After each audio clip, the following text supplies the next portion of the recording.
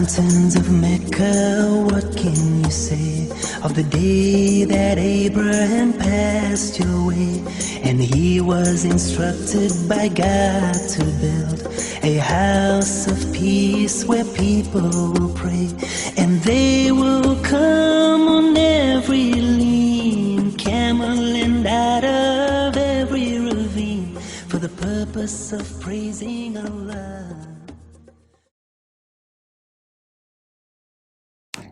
بسم اللہ الرحمن الرحیم نحمدہ ونصلی علی رسول الکریم اما بعد قال رب اشرح لی صدری ویسر لی امری واحلل عقدۃ من لسانی یفقہوا قولی اللہم انی اسألک علما نافعا وعملا متقبلا ورزقا طیبا اللہم فقہنا فی الدین اللہم فقہنا فی الدین وَإِذَا ابْتَلَىٰ إِبْرَاهِيمَ رَبُّهُ بِكَلِمَاتٍ فَأَتَمَّهُنَّ قَالَ إِنِّي جَاعِلُكَ لِلنَّاسِ إِمَامًا قَالَ وَمِنْ ذُرِّيَّتِي قَالَ لَا يَنَالُ عَهْدِ الظَّالِمِينَ صدق اللہ العظیم۔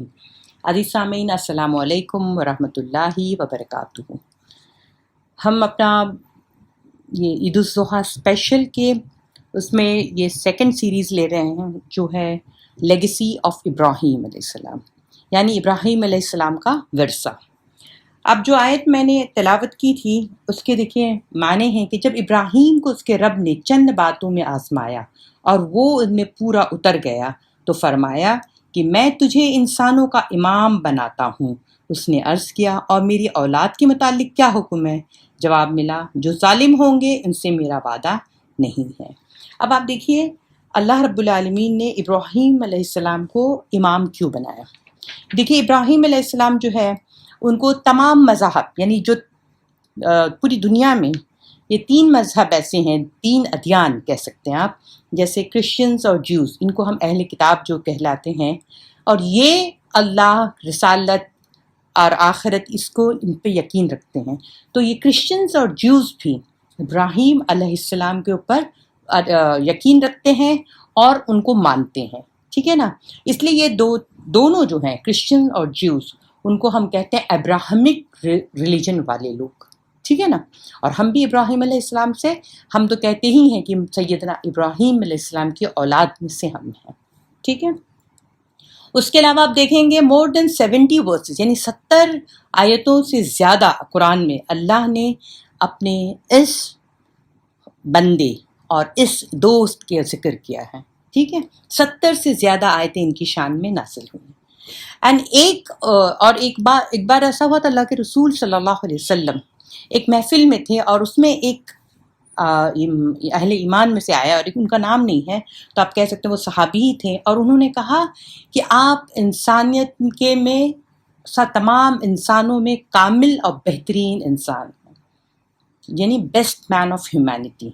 تو آپ صلی اللہ علیہ وسلم نے فرمایا میں نہیں، وہ ابراہیم تھے، ٹھیک ہے؟ اور اللہ سبحانہ تعالیٰ نے ابراہیم علیہ السلام کو رول ماڈل بتایا ہے کہ اللہ کے رسول صلی اللہ علیہ وسلم کو کہا ہے کہ تم ابراہیم کے اندر دیکھو، اس کے اسوہ میں دیکھو۔ جیسے ہمیں بتایا جاتا ہے کہ آپ اللہ کے رسول صلی اللہ علیہ وسلم کی طرف رول ماڈل کی طرف سے دیکھیں، آپ ان کی سنتوں کا اتباع کریں، اسی طرح سے اللہ کے رسول صلی اللہ علیہ وسلم کو اللہ نے حکم دیا کہ آپ لک اپ ٹو ہم ایز اے رول ماڈل، ٹھیک ہے؟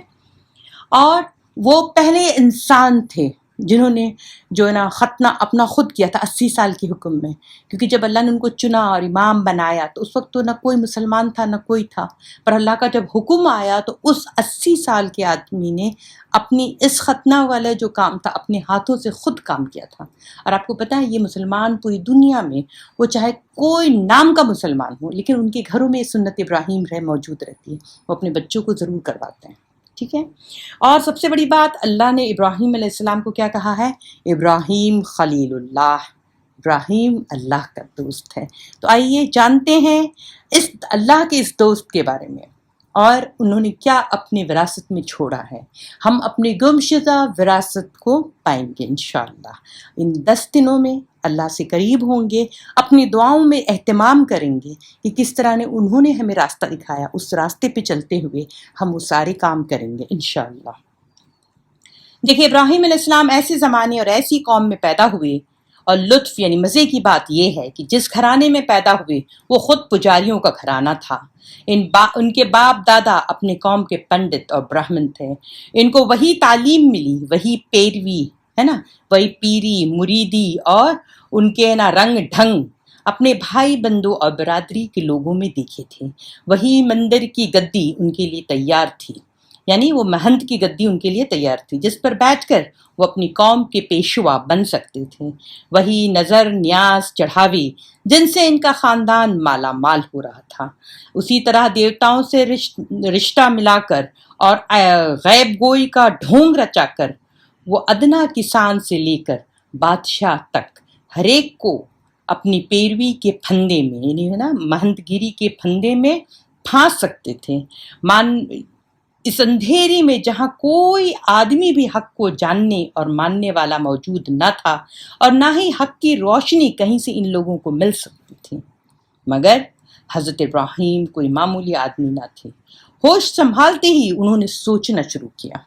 تو سب سے پہلا کام ہمیں کیا کرنا ہے؟ سوچنا کرنا ہے، غور کرنا ہے، اور یہ سوچنا شروع کیا کہ یہ سورج، یہ چاند، یہ تارے جو خود غلاموں کی طرح گردش کر رہے ہیں، اور یہ پتھر کے بت جن کو آدمی خود اپنے ہاتھ سے بناتا ہے، اور یہ بادشاہ جو ہم جیسا ہی انسان ہے، آخر یہ خدا کیسے ہو سکتا ہے؟ انسان کے آگے عبادت میں انسان ان لوگوں کے آگے عبادت میں سر جھکائے، ان سے اپنی حاجتیں مانگے، ان کی طاقت سے خوف کھائے اور ان کی خدمت گاری میں فرما برداری کریں۔ یہ سوچ، یہ کیوں؟ جب ان میں سے کسی نے مجھ کو پیدا نہ کیا، نہ کسی کے ہاتھ میں میری موت اور زندگی ہے، نہ میرا نفع اور نقصان کا اختیار ان کو ہے، نہ کسی کے ہاتھ میں رزق اور حاجت روائی کی کوئی چابیاں ان کے پاس ہیں، تو میں ان کو رب مانوں کیوں؟ اور کیوں بندگی و اطاعت میں سر جھکاؤں؟ یہ کیوں؟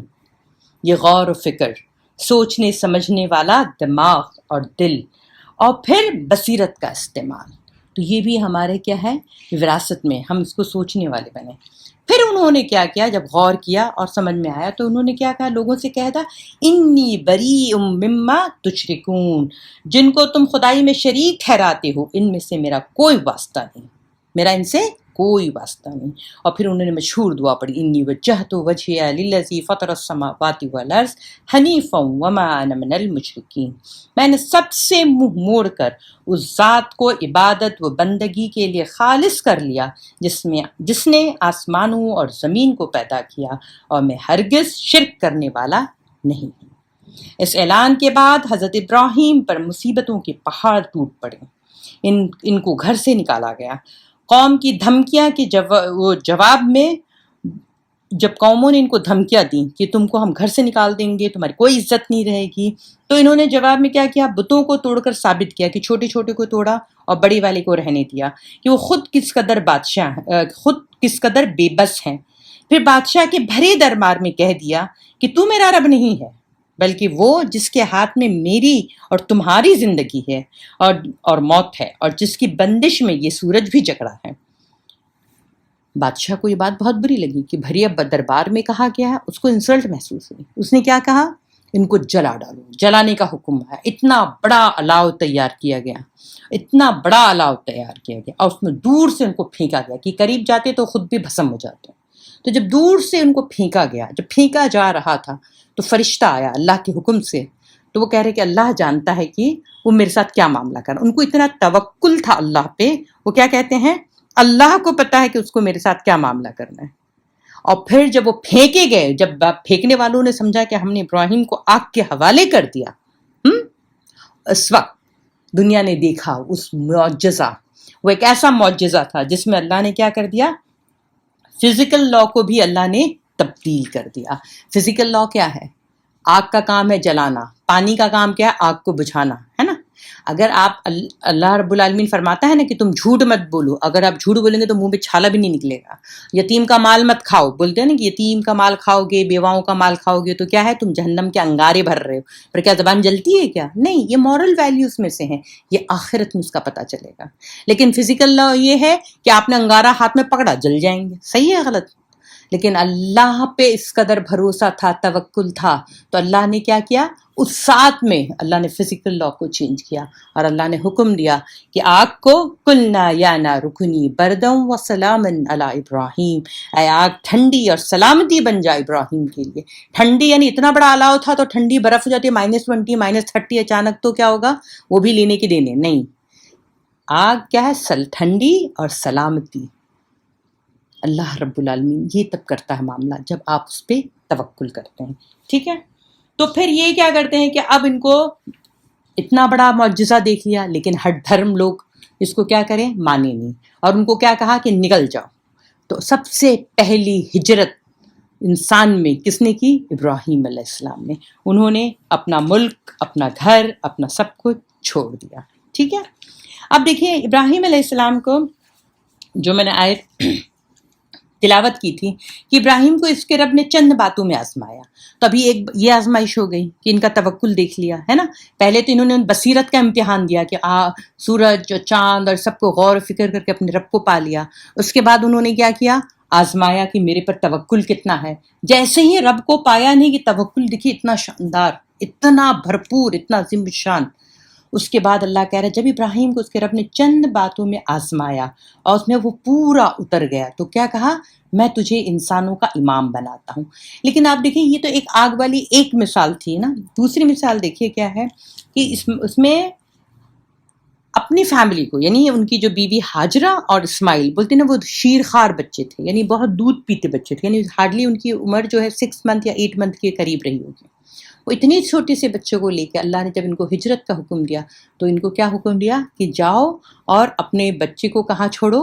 اس بے آب ہو گیا وادی جو بکہ کے نام سے مشہور تھی، وہاں پہ تم رکھو. وہاں پہ وہ مکہ جو ہم مکہ دیکھتے ہیں وہ نہیں تھا اس وقت.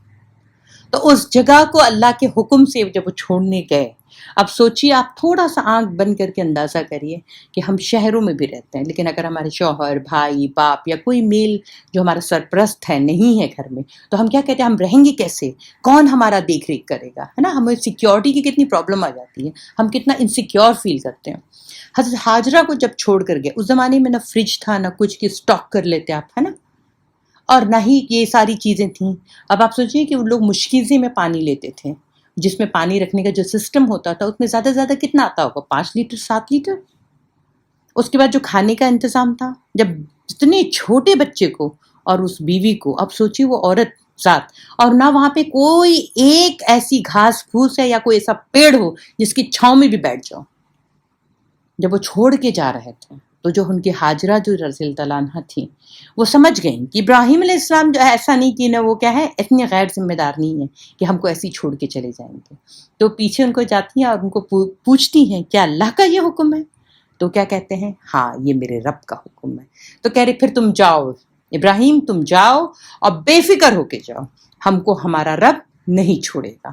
یہ یقین تھا اس عورت کا، یہ یقین تھا ان کی بیوی کا، یہ یقین تھا ایک ماں کا جو اپنی گود میں اپنے ہاتھ میں اتنا چھوٹا سا بچہ لے کے بیٹھی ہوئی ہیں. لیکن یقین دیکھیں، ہم اور آپ نسلوں سے مسلمان ہیں پر کتنا یقین ہے. ہاجرہ علیہ السلام کو جب مکہ میں چھوڑے تو آپ سوچیں کہ نا اس وقت ان کا پانی، ان کا راشن کتنا چلا ہوگا. اور وہ میں تو کبھی کبھی سوچتی ہوں تو مجھے وحشت ہوتی ہے کہ ہم ایک کاکروچ دیکھ لیتے تو عورتیں ایسی چیخیں مارتی ہیں جیسے اگر 2-4 عورتیں تو کمپٹیشن لگ جاتا کہ کس کی تیز آواز ہے، کتنا زیادہ اس نے بیوقوفی پن کیا. ہم یہ حرکتیں کر رہے ہوتے ہیں، ہم اپنے بچوں کو کیا سکھا رہے ہوتے ہیں. اب آپ سوچیں کہ اس میں وہ ہیں، وہ کس طرح کے سانپ، کچھ جانور آ رہے ہوں گے، وہ اپنے بچے کو لے کے. پانی اگر وہ عقل مند عورت ہوگی، ویسٹ نہیں کیا ہوگا تو 1 دن چلا ہوگا، 2 دن چلا ہوگا. اس کے بعد وہی ہوا جو ہوتا ہے. وہ پانی جب ختم ہو گیا اور وہ جب گلا سوکھنے لگا ان کا، تو پہلے وہ اپنا برداشت تھی، لیکن جب بچہ بلک بلک کر رونے لگا تب کیا ہوا؟ دیکھیے اللہ پہ توکل کرنا الگ چیز ہے، لیکن دنیاوی اعتبار سے اس کے لیے جد و جہد کرنا، تگ و دو کرنا اور نا یہ محنت کرنا، مشقت کرنا، یہ اور بات ہے. یہ نہیں کہہ سکتے آپ گھر بیٹھے رہو. آدمی لوگ یہ کہنے میں گھر بیٹھا ہوں، میں نے ابھی سن لیا ابراہیم علیہ السلام کا توکل اور حضرت ہاجرہ کا، اب میں کوئی ہاتھ پیر نہیں چلاؤں گا تو اللہ مجھے جو رزق دینا دے دے گا. نہیں، یہ پھر یہ غلط تعویل ہے. آپ محنت کریں لیکن توکل اللہ پہ کریں. پہلے آپ کیا کریں؟ اپنے نا ٹائی اور کیمل یعنی آپ اپنے اونٹ کی رسی کو پہلے باندھ دیں تاکہ وہ بھاگے نہیں، پھر اللہ پہ توکل کریں. خالی مینس پہ بھی توکل مت کریں، خالی صرف اللہ پہ نہ کریں. یہ بیلنس، ہم کون سی امت ہے؟ بیلنسڈ امت ہے. تو حضرت ہاجرہ نے جب کیا کیا کہ جب اپنا برداشت کی، جب بچہ رونے لگا تو دوڑی صفا اور مروہ کے بیچ میں، ہے نا. صفا پہ جب جاتی ہیں تو مروہ پہ ان کو کیا نظر آتا؟ وہ جب ریت، جو ریگستان کی ریت ہے نا، اس کو جو ہم سراب کہتے ہیں، وہ سراب کی ایلوژن کہ وہ دکھتا تھا جیسے پانی، کیونکہ انسان جس دماغ میں جس اس میں رہتا ہے نا، اس سوچ کے حساب سے وہ تصویریں بنتی ہیں اس کے ذہن میں. تو ان کی آنکھ دکھا رہی کہ پانی ہے، تو دوڑ کے پھر وہاں جائیں، اور وہاں صفا پہ سے مروہ اور مروہ سے صفا، یہ 7 بار کرتی ہیں. سوچئے کیا حواس میں تھیں وہ، ہے نا، کس جذبے میں تھیں وہ، کہ ان کو یہ بات سمجھ نہیں آ رہی تھی کہ میں اسی چیز پہ ریپیٹ کر رہی ہوں. کیونکہ وہ کیا کام کروا رہے تھا؟ وہ ممتا کام کروا رہی تھی. وہ جو ان کا فرض تھا نا، جو فرائض میں سے تھے، وہ فرض کام کروا رہا تھا اور وہ کر رہی تھی، وہ دوڑ رہی تھی. انہوں نے ہاتھ پہ ہاتھ رکھ کے نہیں بیٹھا ہوا تھا، اور وہ دوڑنے لگی بچے کو دیکھتی اور دوڑتی تھیں کہ اس پانی مل جائے، مگر منہ پہ شکوہ شکایت نہیں، زبان پر کوئی شکوہ شکایت نہیں، یقین اللہ کی ذات پہ، اللہ مجھے نہیں چھوڑے گا. آزمایا اللہ نے کیا کہ جب ہم نے ابراہیم اور اس کے رب نے چند باتوں میں آزمایا، تو آزمائش تو ہونی تھی نا. ابراہیم علیہ السلام کو آزمایا کہ چھوڑ کے جانے میں ان کا دل کٹتا یا نہیں. اب حضرت ہاجرہ کی آزمائش ہو رہی ہے، وہ بچہ چھوٹا سا بچہ رو رہا ہے، بلک رہا ہے، اور پھر اللہ نے کیا ہے اس آواز کو سنتا ہے. اور جہاں ابراہیم اسماعیل علیہ السلام، بیبی اسماعیل جو انہوں نے پیر مارا ہے، اور وہاں پہ فرشتے جبرائیل امین نے اپنے پر کو ہلکے سے مارا ہے، اور وہ کون سا پانی نکلا ہے؟ زمزم. زمزم کے معنی کیا ہوتے ہیں؟ رک جا، ٹھہر جا. کیونکہ جب پانی کو دیکھی تو اتنی خوش ہو گئی، انہوں نے کہا زمزم. ایک حدیث کا مفہوم ہے کہ اللہ کے رسول صلی اللہ علیہ وسلم نے فرمایا کہ اللہ رحم فرما رہے ہیں ہماری ماں حضرت ہاجرہ پہ، کیونکہ انہوں نے کیا تھا کہ اگر وہ نہیں روکتی تو یہ پوری مکہ کی بہت بڑی نہر بن جاتی، بہت بڑی ندی بن جاتی. لیکن انہوں نے گھبراہٹ میں کہ پانی بہہ جائے گا، خوشی کے مارے بے قابو ہو گئے، اس لیے وہ کنویں کی شکل میں انہوں نے جلدی گھیرا بندی کری اور کہا زم زم، یعنی رک جا مت بہ. پانی تھوڑی سنتا آپ کی بات، لیکن یہ پتہ چلتا ہے کہ وہ کون سے جذبے میں تھی، اور کس بولتے نا کہ اللہ کے اس نعمت کو پا کے وہ کیسے خوش ہو گئی تھی. ٹھیک ہے نا. یہاں پر عورتیں اپنا احتساب کریں. اگر آپ اللہ پہ توکل نہیں کریں گی، اور آپ کو اللہ نے، دیکھیے ہر ایک کا رزق اللہ نے لکھا ہوا ہے، آپ اپنی کیپیسٹی کے جو رزق اللہ نے آپ کے ساتھ جو وابستہ کیا ہے، جس کے ساتھ بھی، اس میں اگر آپ شکر کے ساتھ نہیں رہیں گی تو آپ کے ساتھ بہت بڑا مسئلہ ہوگا. آپ دنیا میں بھی تو رسوا ہوں گی، آخرت میں بہت ناشکری کہلائیں گی، اور بڑا حساب سخت ہوگا. لیکن اگر آپ توکل کریں گی اور آپ جس میں بھی قناعت کے ساتھ رہیں گی، تو سب سے پہلی بات پوری فیملی کو آپ حلال کی طرف لے کر آئیں گے. نہیں تو ہائے توبہ مچی رہے گی، آپ شوہر کو، بیٹے کو، بھائی کو حرام کی طرف دھکیلیں گے. یہ لیگیسی آف ابراہیم میں، یہ ہمارے وراثت میں. دیکھیے ہمارے ماں باپ ہمارے لیے کیا چھوڑیں، اس کو پکڑ لیجئے. اللہ پہ توکل، پہلے غور فکر ہے نا، غور و فکر دونوں کو کرنا ہے، عورت کو بھی مرد کو بھی. اس کے بعد پھر توکل کہ اللہ پہ توکل تو اللہ. اس کے بعد آپ دیکھیے کہ یہ توکل جب کر کے پھر ہم اپنا احتساب کریں، اور اللہ نے جہاں ہمیں رکھا ہے اس میں خوش رہیں. دیکھیے ہماری یہ جو فیسٹیول، ہم عید الاضحیٰ جو ہے، ہم کہتے ہیں نا مسلمانوں کے 2 تہوار ہیں. ایک کون سا ہے؟ عید الفطر، اور عید الاضحیٰ، ہے نا. الحمدللہ صحیح بات ہے. لیکن یہ ہم فیسٹیول کی طرح نہیں رہ سکتے، ہم تہوار کی طرح سے نہیں مناتے ہیں. ہمارے ہر فیسٹیول میں، ہمارے ہر خوشیاں میں، ہمارے ہر سیلیبریشن میں اللہ سبحانہ تعالیٰ نے کیا رکھا ہے؟ ایک حکمت رکھی ہے، ایک ٹریننگ کا پیریڈ رکھا ہوا ہے. اب یہ عید الاضحیٰ میں دیکھیے، اب یہ 9 دن آپ کی ٹریننگ ہو رہی ہے. آپ بھول گئی تھیں، ہم بھول گئے تھے، پورے ہم لوگوں نے ایز این انسان ہم بھول گئے تھے اپنی لیگیسی کو. ہم اس کو ریوائیو کریں گے انشاءاللہ. ٹھیک ہے. اور یہ ایک اکیڈمی ہے، ایک انسٹیٹیوٹ کی طرح سے. آپ سوچئے ماں کی گود ہوتی ہے، کیا کہا جاتا ہے کہ ماں کی گود کیا ہے؟ پہلا اسکول ہے، پہلا مدرسہ ہے. میں تو کہتی ہوں پہلی اکیڈمی ہوتی ہے. اب اسماعیل علیہ السلام کو کس نے سکھایا تھا کہ کیا ہوتے ہیں آداب حقوق پیرنٹس کے؟ یہ ان کی پرورش کس نے کی تھی؟ حضرت ہاجرہ نے. یہ فطرت میں یہ دین ہے، فطرت سے دور مت ہوئیے. سمپل سی بات ہے. اپنی فطرت سے جتنی قریب ہوں گے آپ ایک دم حق پہ رہیں گے انشاءاللہ، صراط مستقیم پہ رہیں گے. تو اسماعیل السلام کو آداب فرزندگی جو ہے کوئی انسٹیٹیوٹ یا اکیڈمی سے نہیں سیکھا تھا، ماں کی گود میں سیکھا تھا۔ اور ماں کی گود کیسے تھی، یہ ہم کو اپنی گود کو بھی دیکھنا ہے، ہمیں اپنے خیالات کو دیکھنا ہے، اپنے ورڈز کو پہچاننا ہے، ٹھیک ہے۔ اب کیا ہوتا ہے کہ ابراہیم علیہ السلام کچھ سال کے بعد جب واپس آتے ہیں تو کیا دیکھتے ہیں، اسماعیل علیہ السلام بڑے ہو گئے ہیں، ہے نا۔ اب اسماعیل علیہ السلام کو جب بڑے ہو گئے ہیں تو اللہ نے ان کو خواب دکھایا۔ خواب کیا تھا کہ وہ اپنی بہت عزیز شے کو کیا کر رہے ہیں، اللہ کے لیے قربان کر رہے ہیں۔ ان کے پاس تھی کیا، کون سا مال و دولت تھا، تو اپنے بیٹی کو لے کے اور کیا ان کی پیشانی کو، وہ بولتے نا جہاں پہ ان کو قربان کرنا تھا اس پتھر پہ ٹکایا، اور بیٹے نے کیا کہا، بیٹا خود آئیڈیا دے رہا ہے، کیا آئیڈیا دے رہا ہے کہ نا آپ ڈریے مت، جو اللہ کا حکم ہے کر دیجئے، اگر آپ کو خوف آ رہا تو آپ اپنی آنکھ پہ پٹی باندھ لیں۔ اور پھر اللہ بولتے ہیں نا، اللہ سبحانہ تعالیٰ کیا فرماتے، قد صدق تو رؤیا، یعنی تم نے اپنے خواب کو سچ کر دکھایا۔ انہوں نے کیا کیا، وہ نائف اٹھائی، وہ چھرا اٹھایا، اور آپ جو ہے اسماعیل السلام کی گردن پہ رکھنے والے تھے۔ اچھا، جب یہ رکھنے والے تھے، اس سے پہلے جو ہم ایام تشریق میں جو نہیں حاجی لوگ کیا کرتے ہیں، وہ جمرات کو مارتے ہیں شیطان کو، تو شیطان بہکاتا ان کو۔ پہلا جو سٹوننگ ہوتی ہے، 7 جو کنکر مارے جاتے ہیں شیطان کو، تو جمرۃ الکبریٰ ہوتا ہے پہلے دن، وہ 7، پھر دوسرے دن ہم وہ ہے نا وسطیٰ کو 7، اور پھر صغریٰ کو 7۔ لیکن ابراہیم علیہ السلام کے پاس کیا ہو رہا تھا کہ وہ جو ہے نا تینوں بار وہ ایک ہی دن میں آتا ہے اور بہکاتا ہے ان کو۔ تو ابراہیم علیہ السلام وہ جگہ چھوڑ کے پھر جا کے اسماعیل السلام کو ذبح کرنے کے لیے کھڑے ہو جاتے ہیں۔ تو کیا اللہ کو ان کی جان مطلوب تھی؟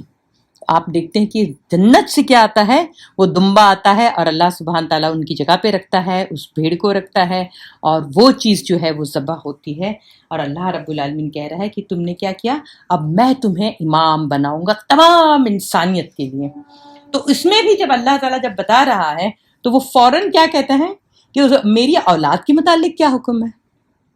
دیکھیے، جب رب راضی ہو جائے، دنیا سے ان کو کوئی مطلب نہیں ہے، دنیا سے کوئی محبت نہیں ہے، لیکن جب رب راضی اور رب دے رہا ہے تو فوراً اللہ میری اولاد کے متعلق کیا ہے، یہ حکمت۔ دیکھیے، یہ چوتھی چیز آپ یاد رکھ لیں، اب حکمت، اب اللہ دے رہا تھا، انہوں نے اپنی اولاد کے لیے کیا، تو انہوں نے جواب کیا ملا ان کو کہ جو ظالم ہوں گے ان سے میرا وعدہ نہیں ہے، اللہ کا وعدہ برحق۔ تو اسحاق علیہ السلام کی قوم دیکھیے ڈیویٹ ہو گئی، بعد میں جو لوگ یہودی بن گئے، تو اللہ نے کہا ظالم لوگوں سے میرا وعدہ نہیں ہے، ٹھیک ہے نا۔ تو اس طرح سے ہم دیکھتے ہیں کہ اسماعیل علیہ السلام کو پھر اسماعیل علیہ السلام اور ابراہیم علیہ السلام مکہ میں رہتے ہیں، اور آپ کو حکم ملتا ہے کیا کہ گھر بنائیے۔ کس کے گھر؟ جس میں اللہ کی حمد ہو، کبریائی ہو، بڑائی ہو، اس کی عبادت ہو۔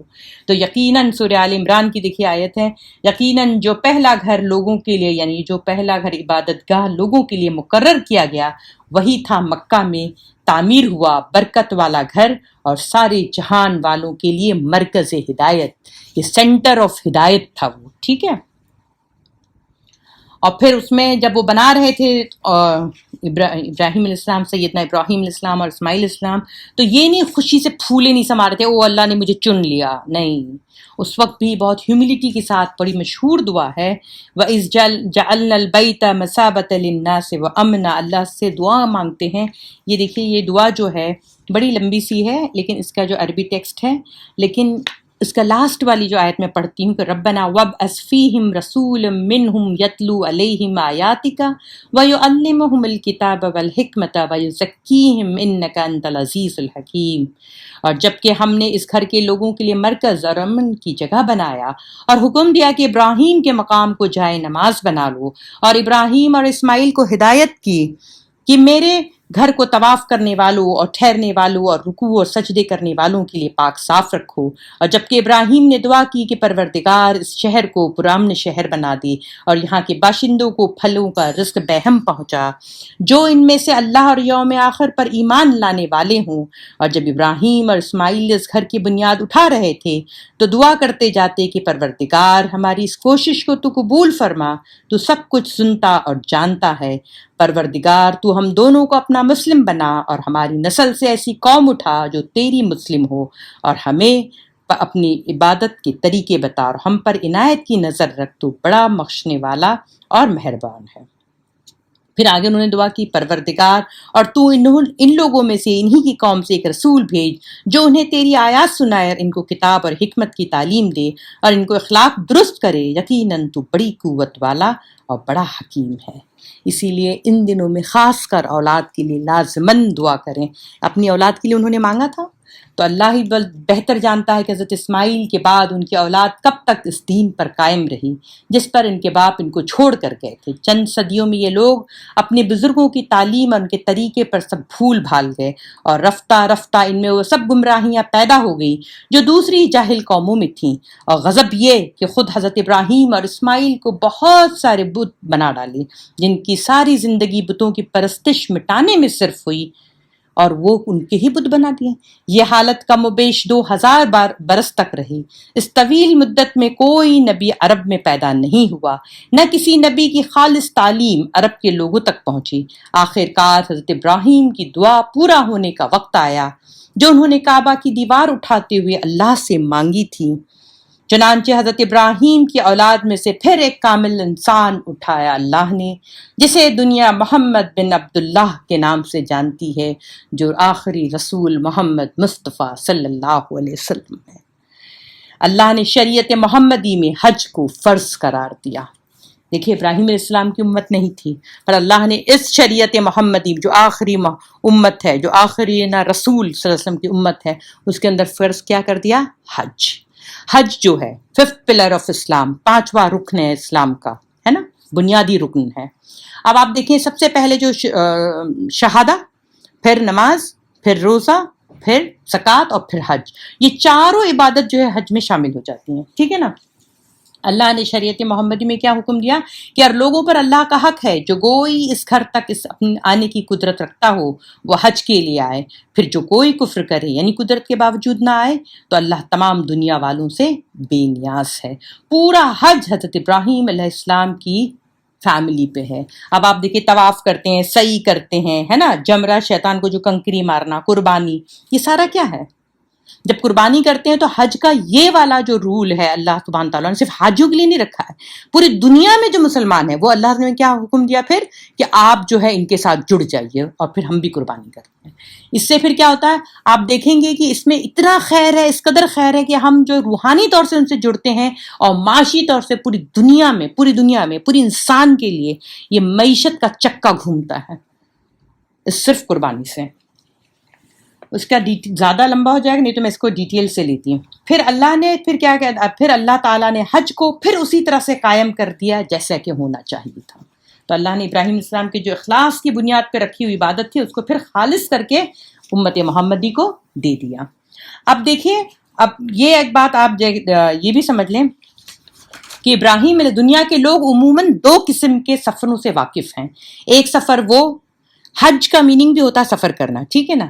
تو ایک سفر وہ جو روٹی کمانے کے لیے کیا جاتا ہے، یعنی آپ دیکھتے ہیں کہ لوگ کہتے ہیں نا ہمارے بیٹے کی جاب لگ گئی مڈل ایسٹ میں، تو وہ روزی کے لیے ہے، وہ رزق کے لیے ہے نا۔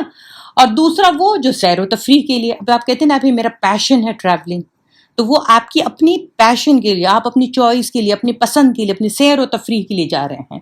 اور دونوں قسم کے سفر میں اپنی غرض ہے، آپ کی اپنی غرض ہے، اور اسی خواہش آدمی کو باہر نکلنے پر آمادہ کرتی ہے۔ انسان کی اپنی خواہش جو ہوتی ہے وہ اس کو گھر سے نکالتی ہے، ٹھیک ہے نا۔ وہ گھر چھوڑتا ہے تو اپنی غرض کے لیے، بال بچوں کو عزیزوں سے جدا ہوتا ہے تو اپنی خاطر، مال خرچ کرتا ہے یا وقت صرف کرتا ہے تو اپنے نفس کی خواہش کے لیے۔ اس لیے اس میں کوئی قربانی کا سوال ہی نہیں ہوتا ہے۔ لیکن جب اللہ تعالیٰ کے لیے نکلتا ہے، دیکھیے حج کے لیے، تو کس کے لیے نکلتا ہے؟ اللہ کے لیے۔ آپ وہاں پہ جو اسپریچول جو یہ سفر کرتے ہیں، اسپریچویلٹی کے لیے، روحانیت کے لیے، آپ کی روح جو ہے اس سے جو منافع کماتی ہے۔ اب آپ دیکھیے اللہ سبحانہ تعالیٰ حج میں فرماتا ہے سورۃ الحج میں کہ لیشہدوا منافع لہم، تاکہ لوگ آ کر دیکھیں کہ اس حج میں ان کے لیے کیا فائدے ہیں۔ لیکن حج کے فائدے یا کسی بھی عبادت، اسلام کے جو بنیادی رکن ہے نا، اس کے فائدے کی روح کو آپ نہیں پہنچیں گے جب تک آپ کو یہ پتہ نہ ہو، یہ اندازہ نہ ہو کہ اسلام اتحاد کو اور جماعت کو کتنی اہمیت دیتا ہے۔ تو یہ وراثت میں دوسری چیز سمجھ لیجئے کہ یونٹی، اتحاد اور جماعت کو اللہ سبحانہ تعالیٰ کتنی اہمیت دیتا ہے۔ اسلام کا کمال یہی ہے کہ ایک وقت میں 2 یا 3 نہیں بلکہ 1000 گنا فائدہ نکال کر بتاتا ہے۔ سب سے پہلی بات آپ لیجئے نماز کو، اکیلے پڑھنے میں کیا کچھ کم فائدہ نہیں ہے، مگر اس کے ساتھ جماعت کی شرط لگا کر، امامت کا قاعدہ مقرر کر کے، اور پھر ہفتے میں ایک دن جمعہ مقرر کر کے، اور سال میں عیدین کی جماعتیں بنا کر آپ کے اس کے فائدوں کو بے حساب کر دیا۔ آپ گنتے رہ جائیں، دن بھر اس کے فائدے گنتے رہ جائیں۔ پھر روزہ الگ الگ رکھنا بھی اصلاح اور تربیت کا بہت بڑا ذریعہ تھا، مگر سب مسلمانوں کو، پورے گلوب کے جو مسلمان ہیں، ان کے لیے رمضان کا ایک ہی موسم مقرر کر کے اس فائدے کو اتنے بڑھا دیے کہ آپ شمار نہیں کر سکتے۔ زکوٰۃ الگ الگ دینے میں بہت خوبیاں تھیں، لیکن اس کے ساتھ بیت المال کا نظام مقرر کر کے اس کی نفع کو اتنا زیادہ کر دیا کہ اس کا اندازہ تاریخ سے اور اسلامی حکومت کے ذریعے سے ہو سکتا ہے۔ آپ ہسٹری پڑھیں اور آپ کو اندازہ ہوگا کہ جب صحیح معنی ٹرو اسلامک اگر حکومت بنتی ہے تو زکوٰۃ سے کیا فائدہ ہوتا بیت المال سے۔ جب تک آپ دیکھ نہ لیں کہ تمام مسلمانوں کی زکوٰۃ ایک جگہ جمع کر کے ایک انتظام کے ساتھ بولتے ہیں نا مستحق لوگوں میں تقسیم کرنے سے کتنی خیر و برکت ہوتی ہے۔ آج آپ تھوڑا سا سوچیے کہ ہم جو الگ دے رہے ہیں تو اس سے کچھ نہیں پتہ چل رہا ہوتا ہے، لیکن وہ ایک جگہ جمع ہو جائے تو ہم کتنے انسٹیٹیوٹ، کتنی اکیڈمی، کتنا ہاسپٹل، کتنا کیا کچھ بنا سکتے ہیں۔ اور یہی معاملہ حج کا ہے۔ اکیلا آدمی حج کرے تب بھی اس کی زندگی میں بہت بڑا انقلاب ہو سکتا ہے، مگر تمام دنیا کے مسلمانوں کے لیے ایک ہی وقت، چاہے وہ دنیا کے کسی کونے میں ہو، حج کرنے کا فائدہ مقرر کر کے اس فائدے کی کوئی حد باقی نہیں رکھی گئی۔ یہ یونیورسل بردرہڈ کا بولتے ہیں نا ہر سال کا ڈیمانسٹریشن ہوتا ہے، اتنا عظیم الشان، اتنا خالص، اتنا پیور اللہ کے لیے۔ آپ اندازہ کریں، تھوڑا سا آنکھ بند کر کے اندازہ کریں، اپنے دل میں یہ نقشہ کو کھینچیں کہ مشرق سے یعنی ایسٹ سے، اور پھر مغرب سے، ویسٹ سے، شمال سے، ساؤتھ سے، نارتھ سے، ان گنت قوموں اور بے شمار ملکوں کے لوگ ہزاروں راستوں سے صرف ایک ہی مرکز، ایک ڈیسٹینیشن کے لیے چلے آ رہے ہیں۔ ان کی شکلیں الگ ہیں، رنگ مختلف ہیں، زبانیں جدا ہیں، مگر مرکز کے قریب ایک خاص حد یعنی میقات پر پہنچتے ہی سب اپنے قومی لباس اتار دیتے ہیں، اور سارے کے سارے ایک یونیفارم پہننے کے بعد اعلانیہ معلوم ہونے لگتا ہے کہ سلطان عالم اور بادشاہ زمین و آسمان کی یہ فوج جو دنیا کے ہزاروں قوموں سے بھرتی ہو کر آ رہی ہے، ایک بادشاہ کی فوج ہے۔ ایک ہی اطاعت و بندگی کا نشان ان سب پر لگا ہوا ہے، ایک ہی وفاداری کے راستے میں یہ سب بندھے ہوئے ہیں، اور ایک ہی دارالسلطنت یعنی کیپٹل کی طرف اپنے بادشاہ کے حضور پیش ہونے جا رہے ہیں۔ یہ یونیفارم پہنے ہوئے یعنی احرام پہنے ہوئے سپاہی میقات سے آگے چلتے ہیں، ان کی زبانوں پر ایک وہی نعرہ بلند ہوتا ہے، لبیک اللہم لبیک لبیک لا شریک لک لبیک۔ بولنے کی زبانیں بہت مختلف مگر نعرہ ایک۔ پھر جیسے جیسے یہ مرکز کے قریب آتے ہیں، سب ایک جگہ ملتے چلے جاتے ہیں، اور سب مل کر نماز ایک ہی طرز پر پڑھتے ہیں۔ سب کا ایک یونیفارم یعنی وہ احرام، ایک امام، سب کی ایک حرکت، سب کی زبان پر اللہ اکبر کے اشارے پر اٹھنے، بیٹھنے، رکوع اور سجدے کرتے ہیں۔ سب اسی ایک قرآن عربی کو پڑھتے اور سنتے ہیں، اور اسی طرح سے اور اس طرح سے زبانوں کا، قوموں کا یعنی نا کہ ہم یہ قوم ہے، وطنوں کا یعنی ہم یہ وطن سے ہیں، اور نسلوں کا اختلاف ٹوٹتا ہے، اور یوں خدا پرستوں کی ایک عالمگیر جماعت یعنی یونیورسل ہے نا ایک جماعت بنتی ہے۔ پھر یہ قافلہ ایک زبان ہو کر لبیک لبیک کے نعرے بلند کرتے ہوئے چلتے ہیں۔ جب ہر بلندی اور ہر پستی پر یہی نعرے لگتے ہیں، اور ہر صبح و شام انسان اپنی یہ نعرے لگا کر اپنی خودی کو بھول جاتا ہے۔ پھر یہ کعبہ پہنچ کر ایک کعبے کی گرد گھومتے ہیں۔ اس کا مطلب کیا ہوتا ہے کہ ہم تجھ پر فدا ہوتے ہیں، اللہ ہم تجھ پر اپنی جان سے، مال سے، وقت سے، صلاحیت سے تجھ پر نچھاور ہوتے ہیں، جیسے شمع پہ پروانہ نچھاور ہو جاتا ہے ایسے۔ پھر سب کا ایک ساتھ صفا اور مروہ کے درمیان سعی کرنا، سب ایک ساتھ منا میں کیمپ لگانا، ایک ساتھ عرفات کی طرف کوچ کرنا، اور وہاں ایک امام سے خطبہ سننا، پھر سب کا مزدلفہ میں رات کو چھاؤنی ڈالنا، پھر سب ایک ساتھ منا کی طرف پلٹنا، سب مل کر شیطان کو کنکری مارنا اور سب ایک ساتھ قربانی کرنا، پلٹ کر ایک ساتھ کعبے کی طرف آنا اور طواف کرنا اور اس مرکز کے سامنے کر کے نماز پڑھنا اپنے اندر وہ کیفیت اور وہ فائدے رکھتا ہے جس کی مثال نہیں ملتی، اس دنیا میں کہیں نہیں ملتی ہے، صرف آپ کو وہیں جا کے ملے گی۔ اور جو لوگ جس شکل میں، جس کیپیسٹی میں اس ملت کو توڑنے یا بانٹنے کا کام کرتے ہیں، وہی اسلام اور اللہ کے باغی ہیں۔ سوچے اللہ اتنی زیادہ امپورٹنس دیتا ہے یونٹی کی۔ ایک مقصد، ایک مرکز پر جو اجتماع دنیا بھر کی قوموں سے نکلے ہوئے لوگ اتنی امن کے لیے آتے ہیں، بھائی چارے کے لیے آتے ہیں۔ آپ وہاں پہ جب جاتے ہیں تو آپ کو کسی نے کہیں کوئی وجہ سے کوئی آپ کے ساتھ غلط بھی ہو گیا تو آپ کی نیت میں کیا ہوتا ہے؟ آپ نیت گھر سے کیا کر کے نکلتے ہیں کہ مجھے دھکا لگ جائے، مجھے نقصان ہو جائے، میں اپنی زبان سے اف بھی نہیں کروں گا۔ اتنی امن کی نیت لے کے کون نکلتا ہے؟ اور آج دنیا میں جو بنائے گئے نا یہ سو کالڈ ادارے، کہ یہ یونیسکو یا UN وغیرہ، یہ لوگ کیا کرتے ہیں؟ یہ ملتے جب ہیں تو ان کا مقصد کیا ہوتا ہے کہ کیسے کمزوروں کو اور کمزور کرنا، کیسے ان کے جو اللہ نے ان کو بلیس کیا ہوا ہے، جو بھی کچھ اللہ نے ان کو بلیس کیا ہوا ہے، وہ ساری نعمتوں کو کیسے میں لوٹ لوں، کیسے اور میں امیر بن جاؤں۔ اس کے علاوہ وہ کیا کرتے ہیں؟ انسان کی فلاح کے لیے اجتماعی آپ کو جو یونیورسل بردرہڈ کا جو وہ دینا، یہ اسلام کے علاوہ کہاں ملتا ہے؟ تو یہ ہے بہترین وراثت کی ہماری جو ہے، جو ہم نے اس کو چھوڑا ہوا ہے۔ خدا کے لیے اپنے وراثت، اپنے اس کو پہچانیے، اپنی اس دولت کو پہچانیے اور اس کی طرف آئیے، ٹھیک ہے؟ اور یہ بہترین صدقہ جاریہ کیا ہے؟ نیک اولاد۔ ابراہیم کی اولاد میں سے اسماعیل کی اولاد میں سے کون ہے؟ اللہ کے رسول۔ اللہ کے رسول صلی اللہ علیہ وسلم کیا فرماتے ہیں؟ میں 2 ذبیح کی اولاد ہوں۔ ایک ان کے خود اپنے والد، وہ میں انشاءاللہ کبھی اور لوں گی، ان کی بھی جان بخشی ہوئی تھی، 100 اونٹ قربان کرنے سے بچے، ان کی وجہ سے 100 اونٹ قربان کرنا پڑے، تب ان کی زندگی بچی۔ اور اسماعیل السلام خود اللہ نے کیا، ابراہیم السلام ان کو ذبح کرتے رہ گئے، ہے نا؟ تو وہ کہتے ہیں میں 2 ذبیح کی اولاد ہوں۔ تو آپ اور ہم اپنے خاص کر اپنے یہ دعا مانگے اپنی اولادوں کے لیے، تاکہ وہ ہمارے لیے بہترین صدقہ جاریہ بنے۔ آئیے عہد کریں کہ ہم ان 10 دنوں میں بہترین طریقے سے اللہ کی رضا کے لیے عبادت کریں گے اور اس سے قوت اور عزم لے کر ہم اپنی آنے والی زندگی گزاریں گے۔ ہم ایسا کوئی ورثہ چھوڑ کر جائیں گے جس سے اور لوگ فیض یاب ہوں۔ میں اپنی بات اس دعا سے ختم کر رہی ہوں۔ دیکھیں یہ رکن یمانی پہ جب پہنچے نا تو یہ دعا پڑھی جاتی ہے کہ ربنا آتنا فی الدنیا حسنۃ وفی الآخرۃ حسنۃ وقنا عذاب النار وادخلنا الجنۃ مع الابرار یا عزیز یا غفار یا رب العالمین۔ جزاک اللہ خیر، شکرا۔